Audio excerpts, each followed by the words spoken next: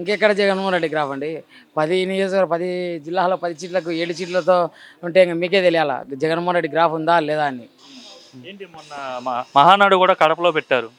ఎట్లా మహానాడు తర్వాత ఏమైనా తెలుగుదేశం క్యాడర్లో కావచ్చు, లేదంటే కడప జిల్లాలో ప్రజలు కావచ్చు, టీడీపీ గ్రాఫ్ పెరిగిందంటారా? మీరు చూసినట్టయితే మీరు కానీ చూశారు, మహానాడు అంగరంగ వైభవంగా జరిగింది. ఈ జగన్మోహన్ రెడ్డి ఎన్ని కుయుక్తులు పడి ఆ మహానాడును శతవిధాల ఏదో విధంగా ఆయన దుర్మార్గ పాలనతో దాన్ని ఏదో విధంగా చెడగొట్టాలని ప్రయత్నం చేశాడు. కాబట్టి ఇటు ఆటంకం లేకుండా బ్రహ్మాండంగా మహానాడు జరిగింది. ప్రతి ఒక్కరు చూశారు, ఏ ఇబ్బంది లేకుండా కడప జిల్లాలో పూర్తి స్థాయిలో తెలుగుదేశం క్యాడర్ అందరూ ఏకతాటిపైకి వచ్చి 7 సీట్లు గెలిపించారు. మీరు కానీ చూడడం జరిగింది. రాబోయే కాలంలో తెలుగుదేశాన్ని బ్రహ్మరథం పడతారని మనస్ఫూర్తిగా కోరుకుంటామండి. మీరు చూస్తున్నట్టయితే ఈరోజు సంవత్సరం అయింది. సంవత్సరం అయితే ఆయన చెప్పిన మొదటి మాట డిఎస్సి సంతకం అని చెప్పాడు, డిఎస్సి సంతకం అయిపోయింది. తర్వాత పింఛన్ చెప్పాడు, పింఛన్ అయిపోయింది. అన్నా క్యాంటీన్లు అన్నాడు, అన్నా క్యాంటీన్లు అయిపోయింది.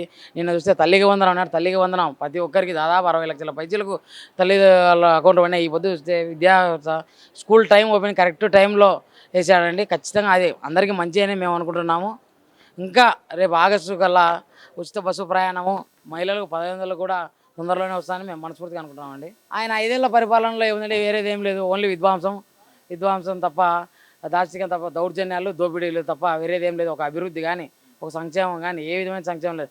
కేవలం ఏదో ఆయన ఒక 5000 10,000 కులాన్ని విడదీసి ఆటో వాళ్ళకి 5,000 వాళ్ళకి 5,000 అని చెప్పి తప్ప ఏ విధంగా అభివృద్ధి చేశారండి. ఒక రోడ్డు లేదు, ఏ విధమైన రోడ్డు లేదు. ఇప్పుడు మీరు చూసినట్టయితే ఎన్ని రోడ్లు చూసారా రాష్ట్రంలో ఉన్న రోడ్లన్నీ, ప్రతి ఒక్కటి రోడ్లు ఈడ గుంత ఉన్న రోడ్లే లేవు అసలు. గుంతలు కంటే మనమే టార్చ్ లైట్లు చూసి చూడాలి.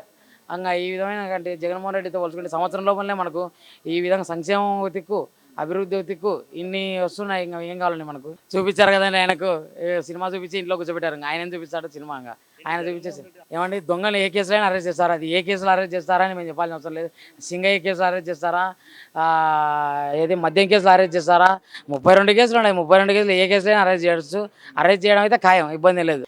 అరెస్టుకు ఏం లేదు, ఆయన ప్రభావం ఏం లేదు. ఆయన ప్రభావం అంతా అయిపోయిందండి. ఆయన ప్రభావం 3 సీట్లతోనే అర్థమైంది.